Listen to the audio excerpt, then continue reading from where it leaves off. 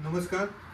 आज श्रावण महिना सगळीकडे सुरू आहे आणि त्यानिमित्तानं अत्यंत भक्तिमय वातावरण सगळीकडे सुरू असताना मला दत्त संप्रदायातील घरातून वारसा मिळालेला एक आजी भेटायला मिळाली.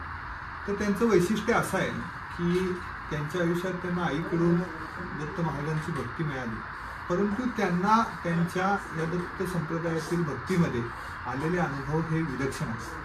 तर मी त्यांना विचारणार आहे की तुम्हाला कसा हा दत्त संप्रदायाचा वारसा मिळाला किंवा त्या भक्ती मार्गात तुम्ही गेला.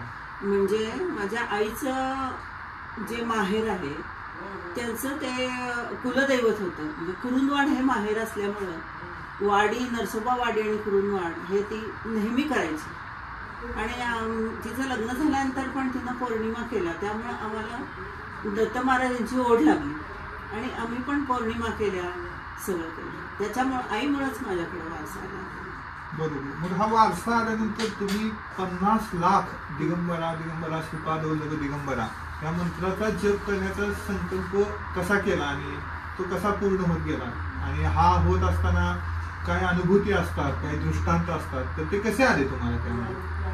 हा पूर्ण झाला म्हणजे मला पहिल्यांदा थोडा जड झालं, पण नंतर मला सवय पडून गेली की इतका असं आपण करायला पाहिजे असं मला वाटलं. आणि त्यामुळं भरपूर माझा निम्मा जप झाल्यानंतर मला खूप दत्त महाराजांचे अनुभव आले. एक म्हणजे तर आता तुम्हाला त्या दरम्यान तुमच्या पायाला वेदना होत होत्या की तुमच्या पायाला एक जखम होती जी 15 वर्ष झाले ती बांधून तुम्ही जायचा, त्याला कापूस लावायचा, किंवा हे रोजचं तुमच्या दैनंदिन जीवनाचा भाग झालेला. आणि एखादं दुखणं एखाद्या व्यक्तीच्या मागे आहे आणि तो व्यक्ती भक्ती संप्रदायात आहे, नामसंकीर्तनात आहे, आणि ह्या संकीर्तनात असताना मग तुम्हाला काय झालं, त्या जखमेचा त्रास व्हायचा का आणि तो कमी झाला का, काय होतं तो अनुभव? म्हणजे मी जो संकल्प सोडला होता तो माझी जखम बरी व्हावी असा माझा हेतू नव्हता, त्याच्यामध्ये कुठलाच हेतू नव्हता. पण 15 वर्ष मी खूप मोठी जखम पायाला होती आणि ते सारखं बांधून फिरायला लागत होतं आणि पाय सुजायचे वगैरे, चालायला येत नव्हतं. मग असं मी सहजच दत्त महाराजांना विनंती केली की दत्त महाराज, आता मी फार कंटाळले आहे, माझ्याकडे 2च मार्ग आहेत आता, ते तुम्ही काय मान्य करता ते मला मान्य आहे. एक म्हणजे मला जायला वरती जायचं म्हणजे मी कबूल आहे, आणि एक म्हणजे जखम बरी करायची हे आहे. काय दोन्हीपैकी तुम्ही काय करणार म्हणून म्हटल्यानंतर साधारण 1 महिन्यानंतर माझी जखम पूर्ण बरी झाली आणि मी चांगलं चालू शकायला लागले त्याच्यामुळे. आणि ही दत्त महाराजांचीच कृपा झाली असं मी समजून घेतलं. आणि तुम्ही ज्या ठिकाणी राहता त्या ठिकाणी तुम्ही एकट्या राहता, आणि अशा वेळेला तुम्हाला कधी अशी भीती वाटली किंवा एकटेपणा जाणवतो, आणि त्यावेळेला तुमचे नाम संकीर्तन सुरू असतं, स्वतःचं नामस्मरण सुरू असतं, मग तो कसा अनुभव असतो? महाराज तुम्हाला कसे जवळ आहेत असं जाणवतं? तर ती पण गोष्ट म्हणजे महाराजांचा साक्षात्कारच म्हणायचं. तर ते काय झालं, आमचं अपार्टमेंट आहे आणि मी ग्राउंड फ्लोअरला असते, आणि ग्राउंड फ्लोअरला 2घच आहे आम्ही, म्हणजे 2च घर आहेत. तर त्या बाई म्हणाल्या की मी मुंबईला माझं काहीतरी काम आहे आणि मी जाणार आहे, आणि 2 दिवस तुम्ही एकट्या राहताय, काय करता म्हटल्यावर मला अर्जंटच जायचं आहे म्हणाल्या. मग मी म्हटलं ठीक आहे म्हटलं त्यांना. पण मला काय झालं, मी एकटीच अपार्टमेंटमध्ये खाली म्हटलं की मला खूप भीती वाटायला लागली आणि झोपच येईना, अजिबात झोप येईना. आता काय करायचं, महाराजांचं नाव घेतलं. 2 वाजेपर्यंत मी बसूनच राहिले, नुसतं बसून राहिले, 2-2:30 पर्यंत बसून राहिले.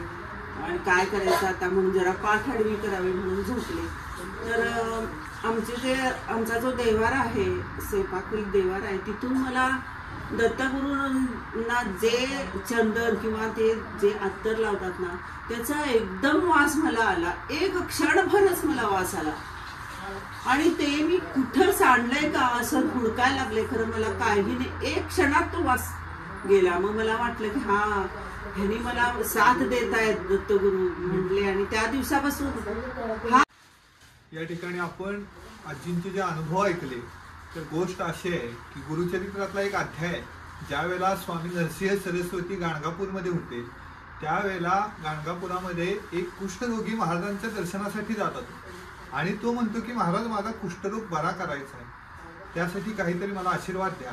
त्यावेळेला महाराज एक तिथं असणारं एक वृक्ष असं झाड असतं, छोटंसं रोपटं असतं, त्याला पाणी घालायला सांगतात. आणि ते पाणी घालत असताना त्या झाडाला जशी जशी पालवी फुटायला लागते तशी तशी त्या व्यक्तीचा कुष्ठरोग बरा व्हायला लागतो. स्वामी नरसिंह सरस्वतींनी गुरुचरित्रामध्ये दिलेला साक्षात्कार असेल किंवा ह्या आजींच्या आयुष्यात आलेला अनुभव असेल, तर ह्या दोन्ही गोष्टी सांगत राहतात की ह्या भगवंताच्या मार्गात राहायचं, इथे नामसंकीर्तन करायचं, स्वतःचं नामस्मरण उपासना यामध्ये असणारी प्रचंड अशी ताकद काय असते. तुम्हाला तुमच्या आयुष्यामध्ये पुढे जायचं असेल, प्रत्येकाला जायचं असेल, तर ही गोष्ट प्रचंड ताकद देणारे, आनंद देणारे, आयुष्याच्या एका टप्प्यानंतर हे नामस्मरण असणं ही गरज वाटते. आणि आनंदाची शोधयात्रा घेत असताना असे अनेक अनुभव ह्या आनंदाच्या वाटा शोधत असताना ताकद देत राहतात. त्याबद्दल धन्यवाद. अवधूत चिंतन श्री गुरुदेव दत्त.